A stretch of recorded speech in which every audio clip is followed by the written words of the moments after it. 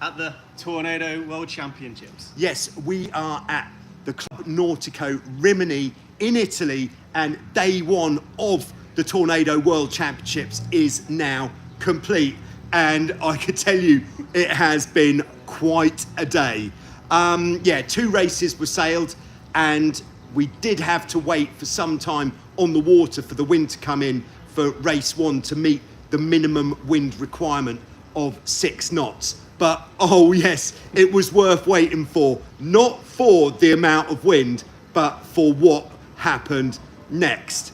Now, we got a pretty decent start. Very good start. Yeah, towards the pin end. You'll be able to see this later actually, because we did film race 1, and it's gonna be an absolute bad boy of a race to watch, because off the start line, you know, upwind leg, and then it was the biggest convergence of the whole fleet in history at the windward mark. And to be honest, I don't know what was going on. Ben, do you know what was going on? It was a bit of a blur, but I suppose we better try and explain.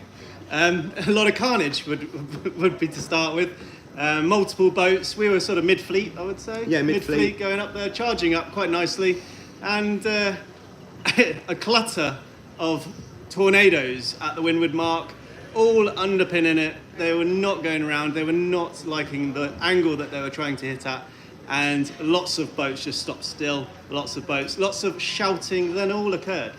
It was all going on, and boats were having to tack, but then into the row of starboard boats coming up, and oh my word, you're gonna have to see this video when it drops later on this evening. Very exciting times. And then downwind leg, pretty standard, fairly light wind, maybe what, 6-7 knots? Yeah, 6-7. 6-7 knots on the downwind leg. But going into the downwind gate, this cluster, is it a cluster of tornadoes? Second cluster of tornadoes. Second cluster of tornadoes. That is actually the collective term for tornadoes.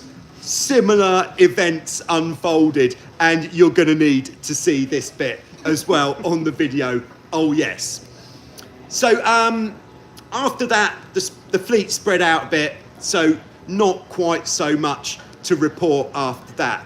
But from Bad Boy 94's perspective, that's us by the way, not a particularly good finishing time, but we did sail pretty well, and it was just these clusters which we really got sucked into at the start. That first cluster, you'll see that it just really took a lot of time off of our course, and we had to do what we could. Unfortunately, it happened. Yeah, and, it cost us probably about 10 positions, and that hurts. Yeah.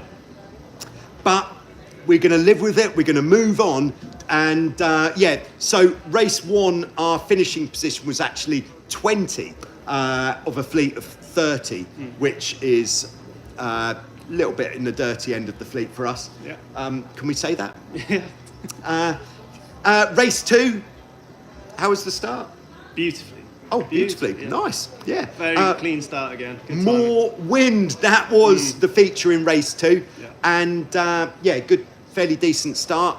Got flying off the start line, good speed, pointing the right way. Yeah. And that was pretty much the story for all the upwind sailing. Yeah, I think the fleet was a bit more shaken from that first race. There would have been about 10 and sort of markers or 360s should have been taken really.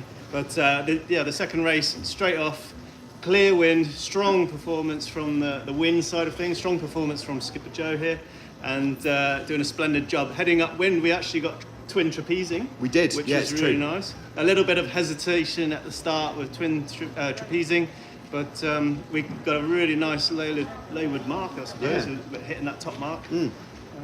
Really clean. Yeah, gap and through. we were certainly playing the game of, if all the boats are going there, the wind was really even across the race course as far as we could make out.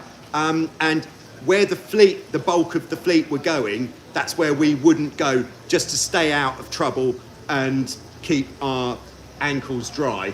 Is that a term? Yeah. Yeah, It's a term. It's a term. Very good. Downwind, we were putting the hammer down nicely. Ben was out on the trapeze pulling the string. Yep. Having a little wiggle. Yeah, very good. And Yeah, we were banging it downwind, and to cut a 45 to 1 hour long story short, we finished in 10th in the second race, and so that is clearly more in the comfortable arena of the fleet. With no clusters. No clusters. That's what we can do without clusters. No clusters, please. So there we go. So that's left us in 14th position overall. There are still some protests yet to go on this evening, so anything could happen in the results. If somebody gets a DSQ who is ahead of us, that's going to bump us up a little bit.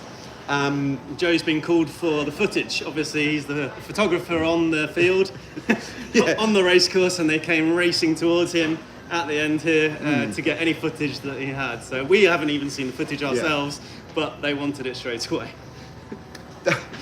Yeah. Should have charged them. So, yeah, it's a great fleet here in Rimini.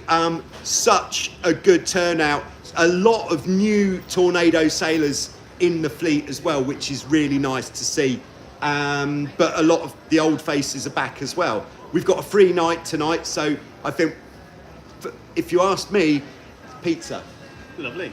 Yeah, that's the We way. are in Italy. That's the way this thing is heading. So, thanks very much for tuning in. Once again, thanks to everyone for supporting the cause.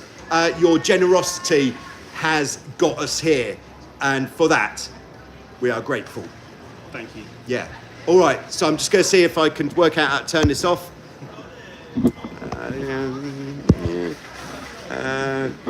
It's embarrassing, isn't it? What about the cross? Are you sure? Yes. Okay. All right. So see you soon. Yeah. Check it out later. And there's the video from yesterday, which I uploaded of some high-speed tornado sailing. If you'd rather something a little bit more frisky. Thank you very much.